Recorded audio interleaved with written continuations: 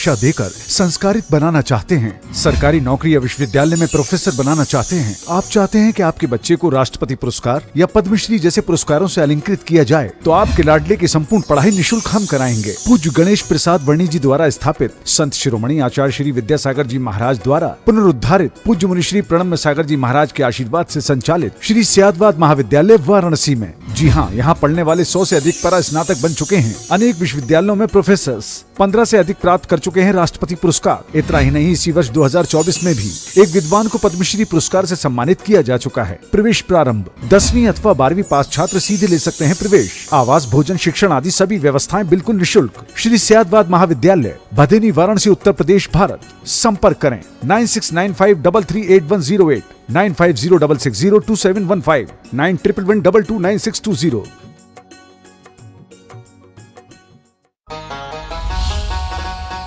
इस कार्यक्रम के पुण्यार्जक थे प्रणम्य वाणी देवदूत। प्रणम्य गुरु की वाणी पहुँचे घर घर, सम्यक ज्ञान प्रभावना होवे घर घर। सभी प्रणम्य वाणी देवदूत के पुण्य की बहुत बहुत अनुमोदना। अधिक जानकारी के लिए संपर्क करें। गुरु चरणों में समर्पित गुरु भक्त परिवार, USA।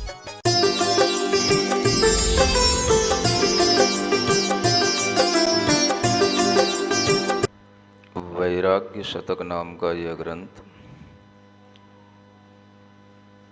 पहले से ही आप लोग सुनते आ रहे हैं। लगभग 34 गाथाएं आपने सुनी थी। आज 2 गाथाएं पढ़ते हैं, 35 और 36 नंबर की। जहगे हम्मि पलित्ते कूवम खड़े उमड़ सक्कये कोई, तह संपत्ते मरणे धम्मो कह कीरये जीव। रूवमसासयमेयं विज्जुलया चंचलं जये जीवम्। संझाणुरागसरिसं खड्रमणीयं च तारुण्यम्।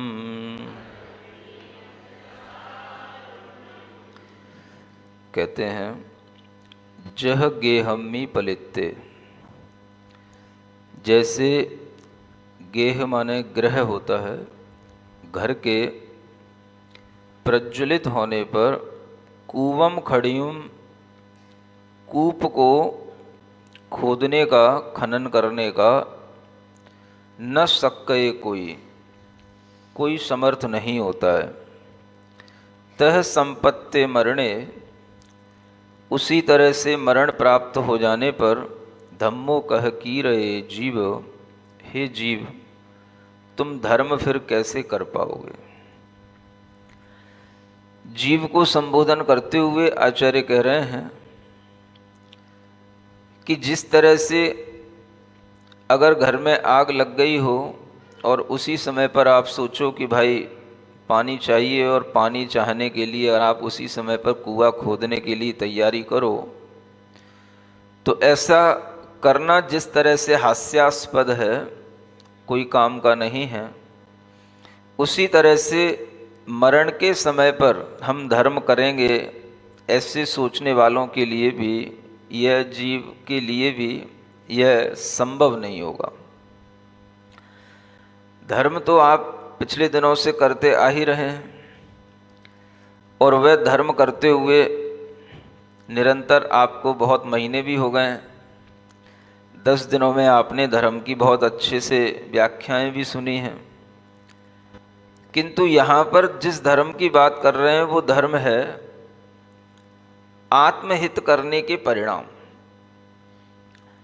अपनी आत्मा के लिए यह सोच पाना कि अब हमारे लिए यह उचित समय आ गया है, हमें अपने आत्महित के कार्य में लगना चाहिए, ऐसा विचार करना और उसके अनुरूप व्रत, संयम आदि को धारण करना, सम्यक दर्शन की भावनाओं को प्रबल बनाना, ये कार्य जो किया जाता है इसी का नाम धर्म कहा जाता है।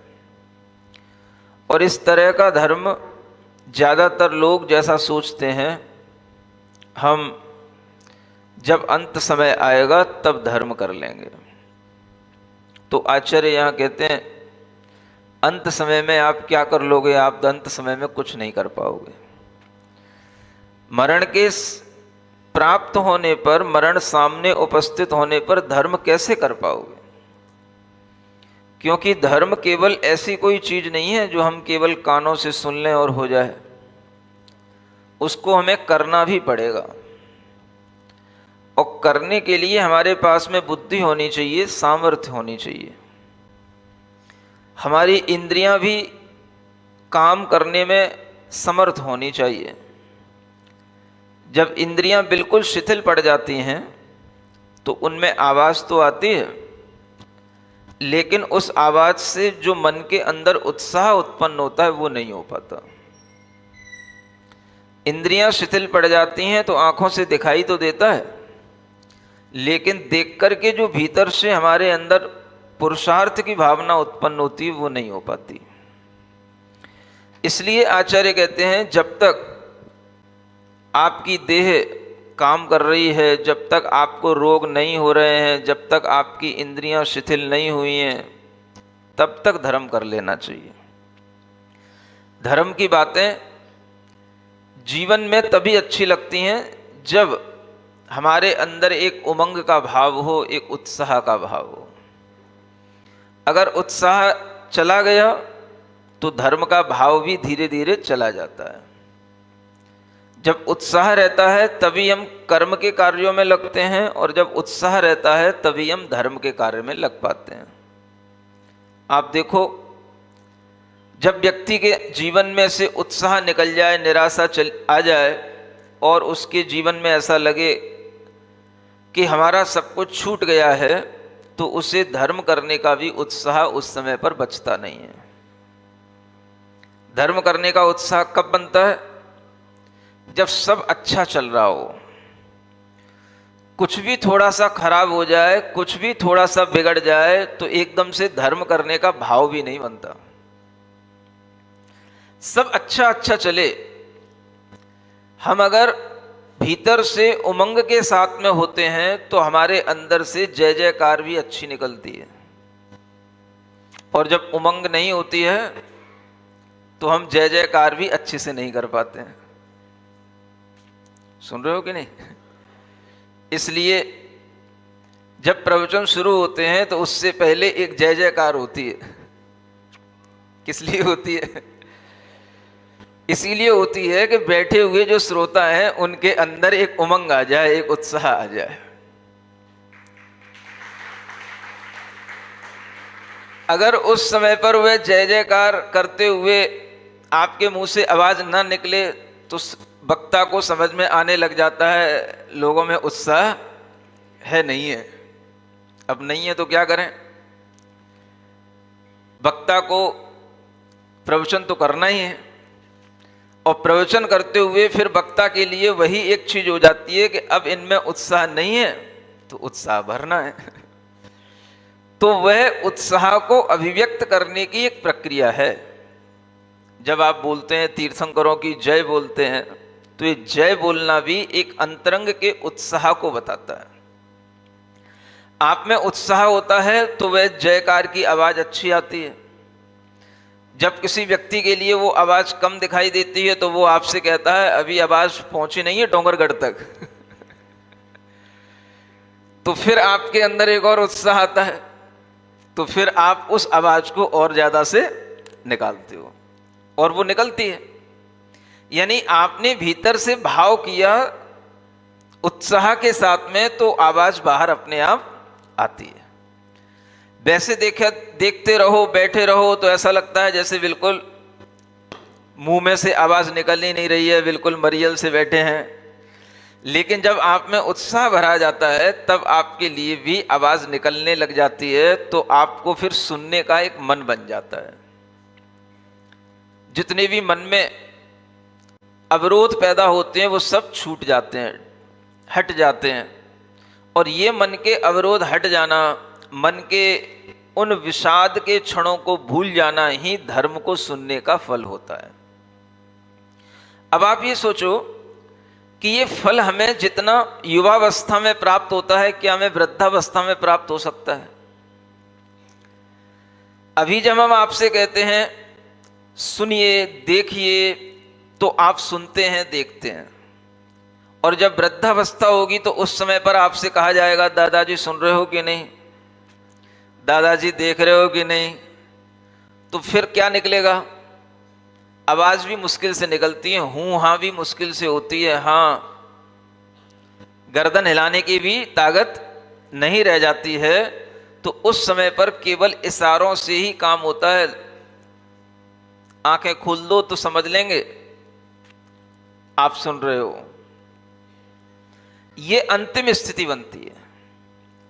अब उस समय पर आपके अंदर अगर धर्म होगा जो पहले से आपने किया होगा तो उत्साह रहता है, और अगर वह धर्म का भाव आपके अंदर पहले से नहीं था तो अंत समय में भी आपके अंदर उत्साह नहीं बनेगा। इसलिए आचार्य कहते हैं जब अच्छी इंद्रियां काम कर रही हों तभी धर्म कर लेना चाहिए। जब आपकी बुद्धि में कोई बात समझ में आती हो तभी समझ लेना चाहिए। आंखों से अच्छा दिखाई देता हो तो जिनवाणी के अक्षर पढ़ लेना चाहिए। और अगर आपके लिए ये स्थितियां धीरे धीरे बिगड़ती गईं तो फिर आंख कान तो रहेंगे अपनी जगह, लेकिन उनसे होने वाला जो उत्साह अपने जीवन में आना चाहिए वो नहीं आ पाता। इसलिए अंत समय में जो समाधि करते हैं, अंत समय में जो मरण को साधते हैं, अधिकतर लोग वही साध पाते हैं जिन्होंने युवावस्था में या उससे पहले अपने जीवन में धर्म की साधना की हो।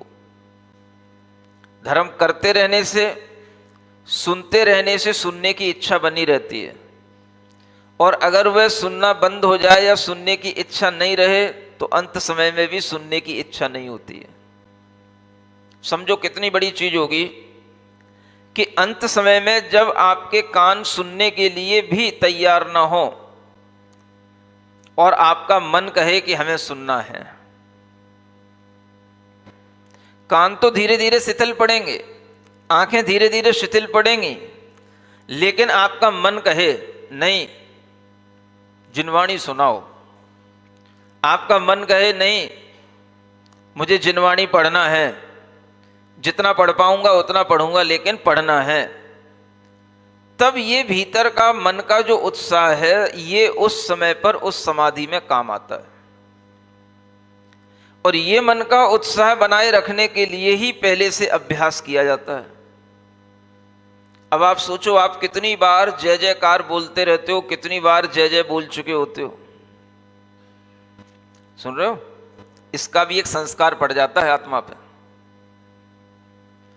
जैसे बच्चा होता है छोटा सा तो उसे मां सिखाती है बेटा जय जय बोल, जय जय जय, यहीं से शुरुआत होती है ना। तो वह बच्चा धीरे धीरे बोलने लग जाता है जय। किसकी जय? तुम बोलो नाम, किसकी बुलवाना है? जय मैं बोलूंगा। तो मां जो है उन आचार्य का नाम बोलती है या अरिहंत भगवान का नाम बोलती है, तीर्थंकर का नाम बोलती है, तो मां तो नाम बोलती है, और वो बच्चा अगर कितना सा छोटा सा भी हो और बस जय जय जय बोल दे तो मां के हर्ष का ठिकाना नहीं रहता। क्यों नहीं रहता?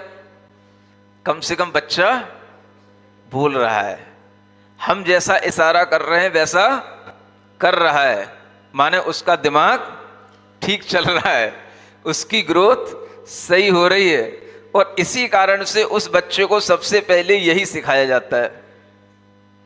मंदिर में लाएगी माँ तो जय जय जय सिखाएगी। जब वह किसी भी तरह से भगवान की, तीर्थंकर की नाम लेगी तो जय जय बोलना सिखाएगी।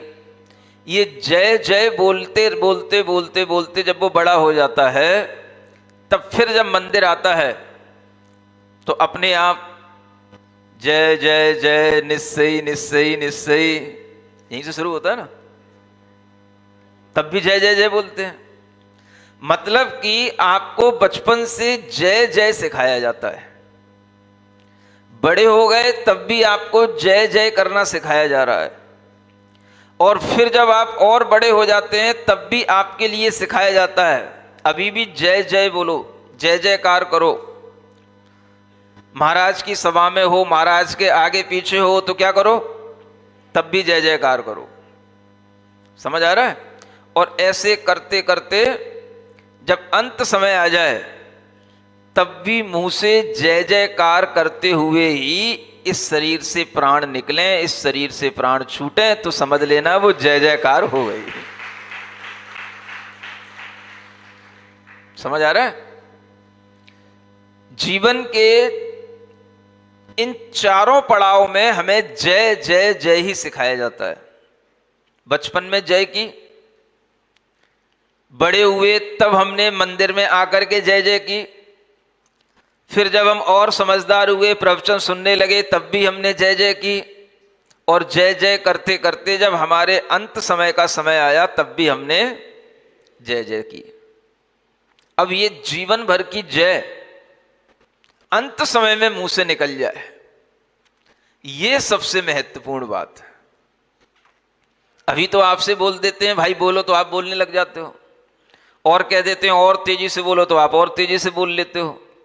लेकिन जब जीवन की अंतिम स्थिति में हम हों, उस समय पर हम जब पड़े हुए हों और उस समय पर कोई कहे आचार्य विद्यासागर जी महाराज की, तो ऐसी आवाज आ जाए उस समय पर जय, तो फिर कुछ बात बने।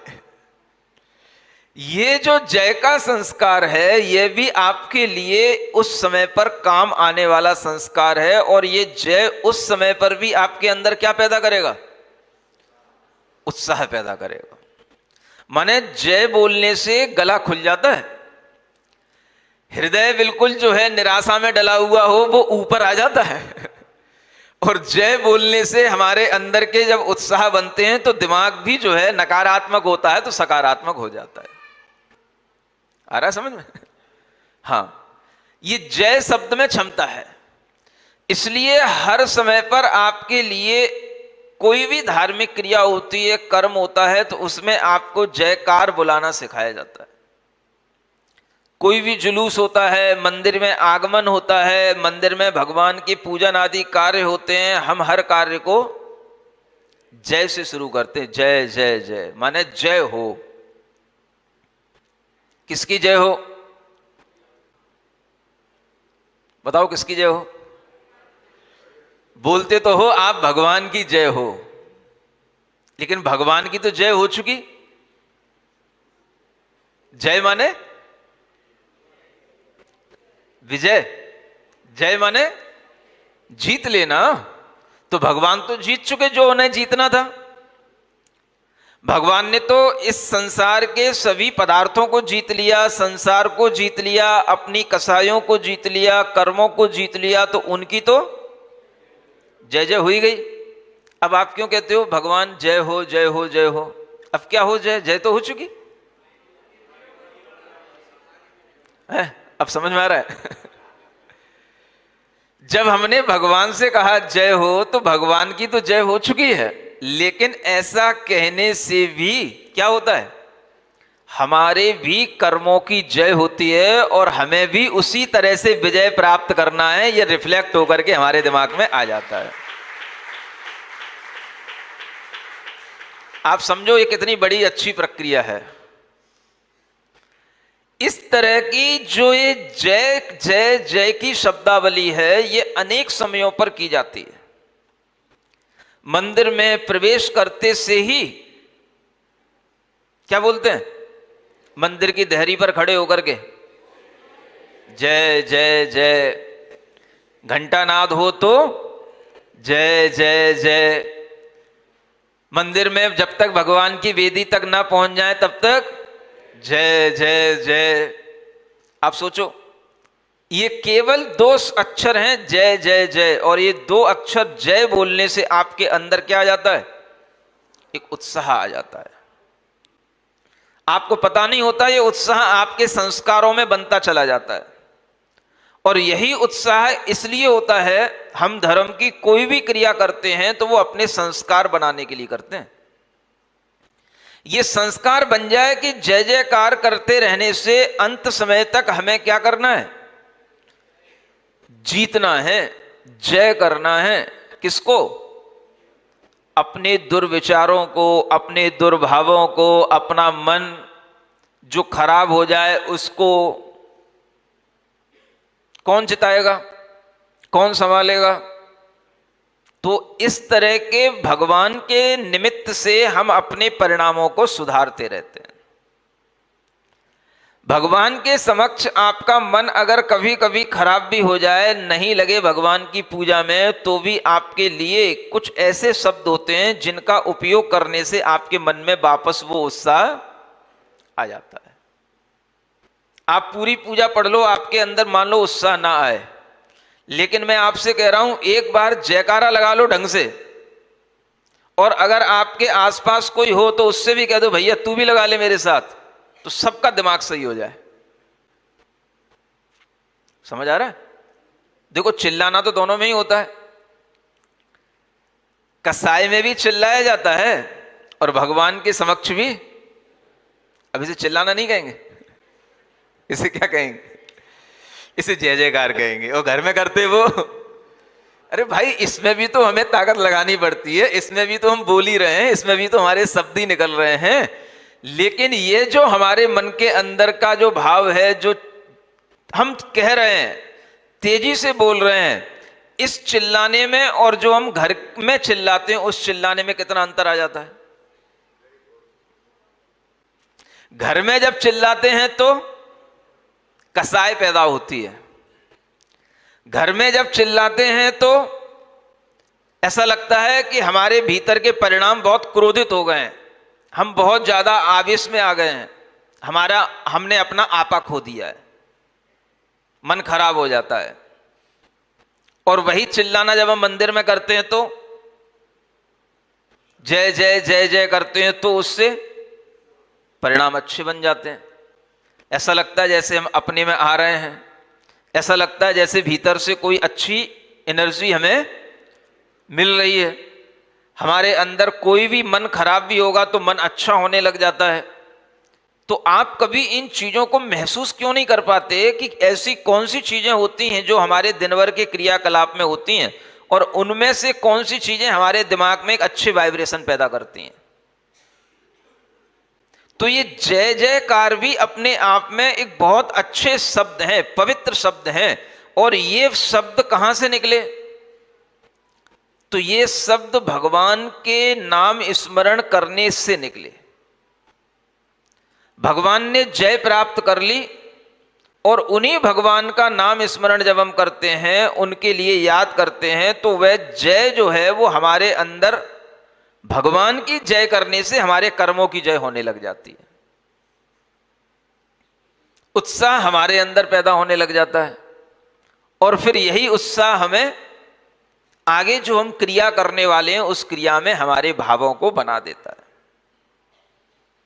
आपको ये बताना चाह रहा हूं, जब भी कभी आप ये चाहते हैं कि हमें उस क्रिया से विशुद्धि प्राप्त हो, तो क्रिया से आपको विशुद्धि बाद में प्राप्त होगी। पहले उस क्रिया के करने से पहले आपके पास में जो कोई भी और दूसरे कार्य होते हैं, उन कार्यों में पहले विशुद्धि प्राप्त करो।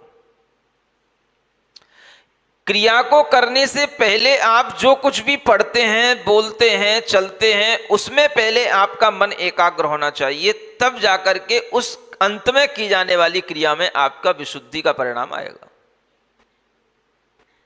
माने कि अगर आप मंदिर आ रहे हैं तो मंदिर आने के लिए आपके कपड़े अच्छे होने चाहिए। अच्छे होने का मतलब साफ सुथरे भी होने चाहिए, फटे फटाए नहीं होने चाहिए, और वो पवित्र भी होने चाहिए, जिसे हम 16 शुद्धि कहते हैं, उस तरह के भी होने चाहिए। वो कपड़े नहीं होने चाहिए कि हम जिन कपड़ों से बिस्तरों पर पड़े पड़े सोते रहते हैं वही कपड़े पहन करके हम मंदिर में आ गए। रात में जो हमने नाइट सूट पहना था वही सूट पहन करके हम मंदिर आ गए। क्या होगा? आपकी रात भर की जो वह शरीर में सोते समय पर बहुत विषाक्त द्रव्य बाहर निकलते हैं, सोने पर शरीर के अंदर जो बने हुए कीटाणु होते हैं, शरीर के अंदर का जो मैल होता है, शरीर के अंदर का जितना भी नेगेटिव टॉक्सिक मैटर होता है वो बाहर निकलता है सोने पर। अब वो सब निकला, कहां छिप गया? वो कपड़ों में। वो सब कहां लग गया? कपड़ों में। माने जैसे हम कहें वृक्ष रात्रि में ऑक्सीजन छोड़ते हैं, ऐसे ही अपना शरीर रात्रि में क्या छोड़ता है? ऑक्सीजन। वो कार्बन डाइऑक्साइड छोड़ता है। माने जो विषाक्त गैसेज हैं वो निकलती हैं।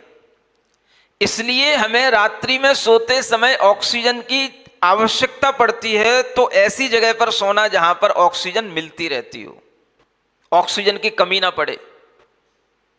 तो ऑक्सीजन लेने के लिए तो हम अपनी तैयारी कर ली, लेकिन जो हमारे शरीर से विषाक्त द्रव्य निकले, गैसें निकली, कार्बन डाइऑक्साइड जैसे टॉक्सिक मैटर निकले, तो अब उसको हमने कैसे साफ किया? वो सब हमारे कपड़ों में लग गए और उन्हीं कपड़ों को पहन करके हम मंदिर में आ गए। समझ आ रहा है? अब आप मंदिर में आए, एक गलती तो आपने ये की कि आप अपने साथ में अच्छा द्रव्य लेकर के नहीं आए। द्रव्य माने ये कपड़े भी द्रव्य हैं, चावल का ही नाम द्रव्य नहीं होता। ये जो कपड़े पहन करके आ रहे हो, ये कपड़े आपके पूर्णतया अशुद्ध हैं। मंदिर का वातावरण पवित्र है, मंदिर में बिल्कुल पॉजिटिव एनर्जी है, लेकिन आप गंदे कपड़े पहन करके आए। माने आपने जो है मंदिर में प्रवेश किया तो आपने मंदिर में भी उस समय पर उन कपड़ों की नकारात्मकता ऊर्जा को वहां पर फैला दिया। समझ आया? एक गलती ये हुई। दूसरी गलती क्या की? जब हम रास्ते में चलते हुए आए तो चलते हुए हमने ध्यान नहीं दिया कि हम कहां पैर रख रहे हैं, कहां पर हमें पैर नहीं रखना चाहिए, कहां रखना चाहिए, हम कुछ भी नहीं देख रहे हैं। आया समझ में? तो हमने क्या किया? हम चाहे चप्पल पहनकर आए हों, चाहे जूते पहनकर आए हों, चाहे मोजा पहनकर आए हों, या खाली पैर भी आए हों, अगर आप जूते चप्पल पहन करके आए तो आपको यह ख्याल रखना है कि जूते चप्पल तो उतारना ही है, यहां तक कि जो हम मोजे पहनते हैं उनको भी उतारना ही है। लेकिन उतने उतारने मात्र से पैर आपके शुद्ध हो गए? ये भी नहीं हुआ और आप मंदिर में प्रवेश कर गए, यानी आपने क्षेत्र की भी अशुद्धि कर दी। समझ आ रहा है? द्रव्य भी अशुद्ध कर दिया आपने, क्षेत्र भी आपने अशुद्ध कर दिया। अब आपके लिए कोई ऐसा समय चल रहा है जिस समय पर आपके लिए मंदिर आना वर्जित है, या आप ऐसे समय पर मंदिर आते हैं जिस समय पर मंदिर में आना मना होता है। आपके घर परिवार में कोई सूतक पातक का काल चल रहा हो, उस समय पर आप मंदिर आते हैं। आप कहीं पर किसी की अर्थी में गए, किसी के मरण के पास से लौट करके आ रहे हैं, आपके लिए वह समय अच्छा नहीं है और ऐसे समय पर आप मंदिर आए, ये क्या हो गया? ये आपके काल की भी अशुद्धि चल रही है, समय भी आपका क्या कर रहा है? अशुद्ध है।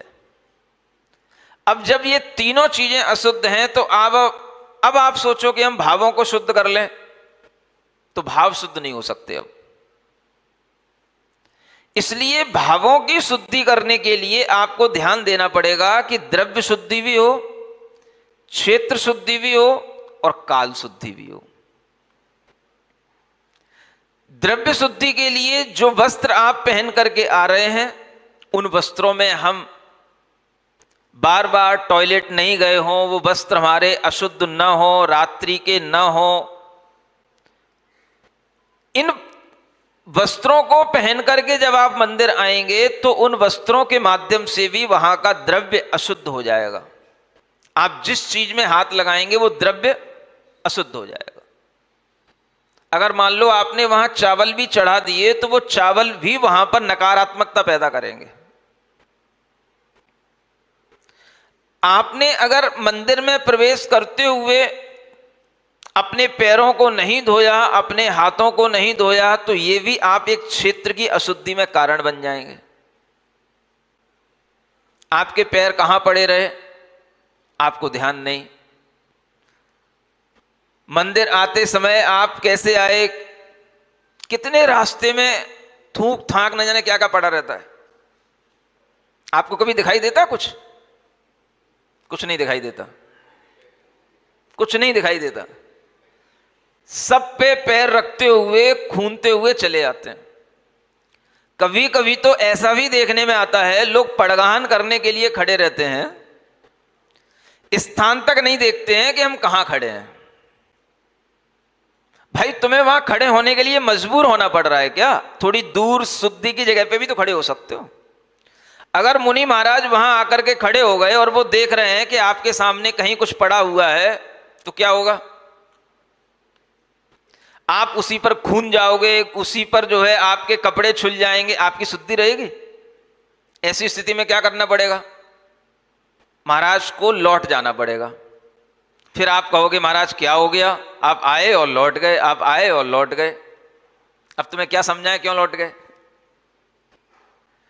आपको यह ध्यान रखना चाहिए कि हम जिस क्षेत्र पर खड़े हैं वो स्थान भी शुद्ध होना चाहिए, हमारे पैरों में भी वह गंदगी नहीं लगनी चाहिए। और कई बार तो लोग जो धोतियां साड़ियां पहने रहते हैं वो नीचे तक खचरती रहती हैं।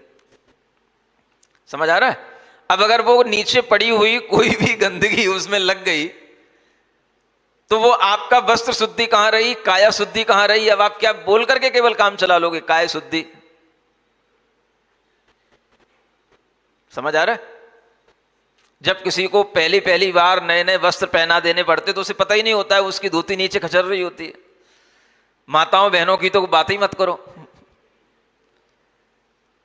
हमें ध्यान रखना पड़ता है कि हम जिस पवित्र क्रिया को करने जा रहे हैं वो क्रियाएं भाव शुद्धि के लिए हैं, और कोई भी वो क्रियाएं जो भाव शुद्धि के लिए हैं उससे पहले आपको द्रव्य, क्षेत्र और काल, इन तीनों शुद्धियों को भी करना पड़ेगा, तब आपकी भाव शुद्धि बनेगी। द्रव्य आपका शुद्ध हो गया, क्षेत्र शुद्ध हो गया, समय आपके लिए सही नहीं था वो भी अशुद्ध हो गया, तो आपके भावों में, परिणामों में अब शुद्धि नहीं आ पाएगी। फिर आप कहते हो हमने काम तो किया महाराज, भाव शुद्ध नहीं रहे। तो आप केवल भाव शुद्धि पर ध्यान दे रहे हो, बाकी द्रव्य, क्षेत्र और काल पर आपका कोई ध्यान नहीं है, तो वो कभी नहीं होगा। इसलिए बहुत अच्छी बात बताई जा रही है आपको। और ये एक प्रश्न किया था एक बच्चे ने अभी शिविर के समय पर कि हम भाव शुद्धि के लिए क्या करें। द्रव्य शुद्धि, क्षेत्र शुद्धि, काल शुद्धि तो कर लेते हैं, भाव शुद्धि के लिए क्या करें? तब भी उससे यही कहा था, लेकिन उस प्रश्न को तो 2 मिनट में, 5 मिनट में पूरा करना होता है। लेकिन जब कोई अच्छा प्रश्न होता है तो उसकी डिटेल करने के लिए फिर अपने आप समय मिलता है, तो यही समय मिलता है। हम हमेशा भाव शुद्धि की ओर जाते हैं। भाव शुद्धि के लिए कारण क्या है ये पहले तो समझो। अगर आप गंदे कपड़े पहनकर मंदिर में आए हैं, जो कपड़े मंदिर में पहनने योग्य नहीं है आप उन्हें पहन करके आए हैं, आपकी भाव शुद्धि बनेगी? मानो कि आप घर में कुछ भी पहने रहते हो, घर में कुछ भी आधा पैंट पहने रहोगे, आधे उगड़े हुए वस्त्र पहने रहोगे, मंदिर में आओगे तो वह वस्त्र ही आपके परिणाम शुद्ध नहीं होने देंगे, चाहे स्त्री हो चाहे पुरुष हो। द्रव्य शुद्धि भी आवश्यक है, क्षेत्र शुद्धि भी आवश्यक है, और वह क्षेत्र शुद्धि को बनाए रखने के लिए यह नियम होता है। आप अगर बाहर से भीतर प्रवेश कर रहे हैं मंदिर में, तो आप मंदिर की पवित्रता को बनाए रखें, और उसके लिए पैर धोकर के ही मंदिर में प्रवेश करें, हाथ धोकर के ही मंदिर में प्रवेश करें, क्योंकि सड़क की सब गंदगी पैरों में लगती है। अगर आप जूते चप्पल भी पहने हुए हैं तो उसमें भी पसीना आता है। अब आप कहोगे कि हम जूते चप्पल पहन करके आए थे, इसमें क्या गंदा हो गया? इसके पीछे भी आपको जानना पड़ेगा कि उसमें भी गंदापन आपके उस पसीने के कारण से आ जाता है।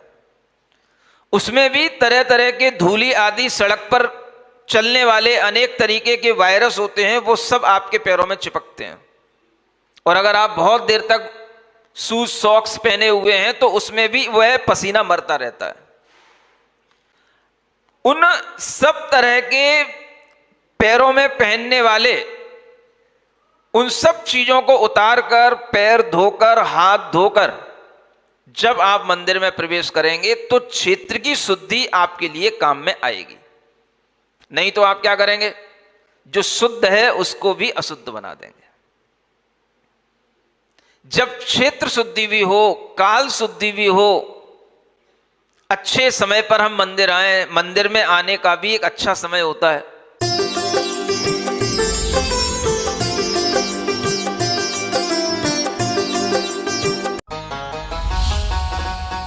इस कार्यक्रम के पुण्यार जग थे प्रणम्य वाणी देवदूत। प्रणम्य गुरु की वाणी पहुंचे घर घर, सम्यक ज्ञान प्रभावना होवे घर घर। सभी प्रणम्य वाणी देवदूत के पुण्य की बहुत बहुत अनुमोदना। अधिक जानकारी के लिए संपर्क करें। गुरु चरणों में समर्पित गुरु भक्त परिवार USA।